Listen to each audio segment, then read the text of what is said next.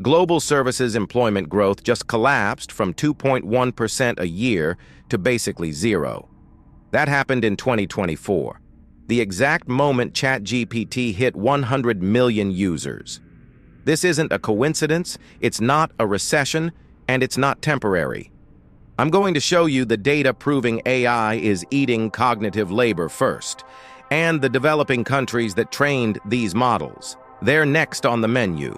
And for 30 years, services employment did one thing: go up. Lawyers, analysts, coders, marketers, customer support, the entire architecture of the modern economy was built on the assumption that service jobs would keep absorbing every worker manufacturing spat out. Look at the US, UK, Germany, Canada. From 2005 to 2022, services as a share of employment climbed almost every single year. Then, 2023 hits. The line goes flat. In some countries, it starts bending down. This has never happened in the post-industrial era, not in 2008, not in COVID. Both of those were V-shapes: crash, then rebound. This one isn't rebounding. And notice, internet penetration in these economies is already saturated at 90+%. There's no more digital adoption story to explain it. Every knowledge worker is now sitting next to a machine that does 60% of their job for free. Here's where you push back. You'll say, wait, services are booming. GDP from services keeps rising. You're just wrong. Fine. Let's look. Services value added as a share of GDP in the US, UK, and Germany is at all-time highs: 77%, 72%, 63%. The services economy is bigger than ever, but that's exactly the point. Value added is going up while employment is going flat. That gap has a name. It's called productivity. And when productivity spikes without new workers, one of two things is happening. Either everyone got a magic brain transplant in 2023, or a machine is now doing the work. This is the exact fingerprint of a general-purpose technology replacing labor. We saw it with looms. We saw it with tractors. We're seeing it now, except this time the target isn't a factory worker, it's you at a laptop. This is the chart no one wants to show you. Unemployment among people with advanced degrees. Historically, this number is tiny. A college degree was armor, recession-proof. From 2005 to 2019, unemployment for the highly educated in the US and UK bounced between 2 and 4%. Now it's climbing. In the US, it jumped meaningfully in 2023. In the UK, it's tracking upward. Germany, same pattern. And here's what makes it terrifying. Overall unemployment isn't rising in most of these countries. The pain is concentrated. It's targeting the people whose jobs involve typing, thinking, and summarizing, the exact skill set large language models replicate. Blue-collar workers aren't losing to AI. The Ivy League grad with 3 years at McKinsey is. This is the inversion of every prior automation wave. Now, the twist. You'd think the countries that train these AI systems, India labeling data, the Philippines running content moderation, Kenya doing reinforcement learning from human feedback for OpenAI itself, you'd think they'd be winning. They built the thing. They should get paid. Look at ICT service exports as a share of total service exports. India rode this wave from under 40% to over 55%. The Philippines built an entire economy around it.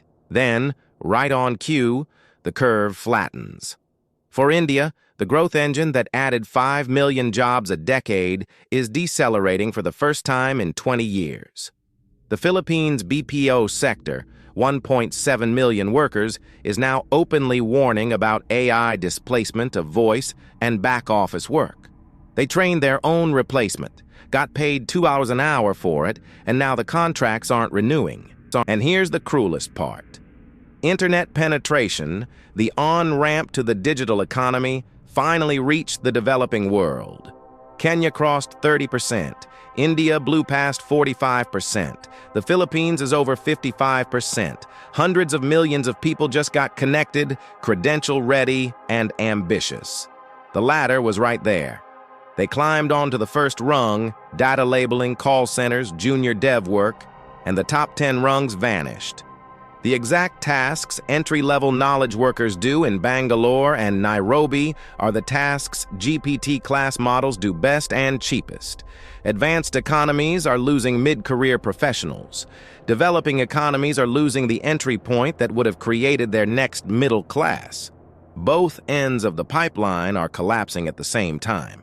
Put it all together with a direct comparison. Compare services employment growth in advanced economies against ICT export growth in AI training economies over the last 3 years. Both lines break in the same direction at the same moment. That's not two separate stories. That's one story.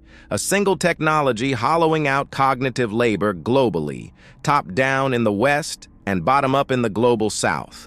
The winners aren't nations.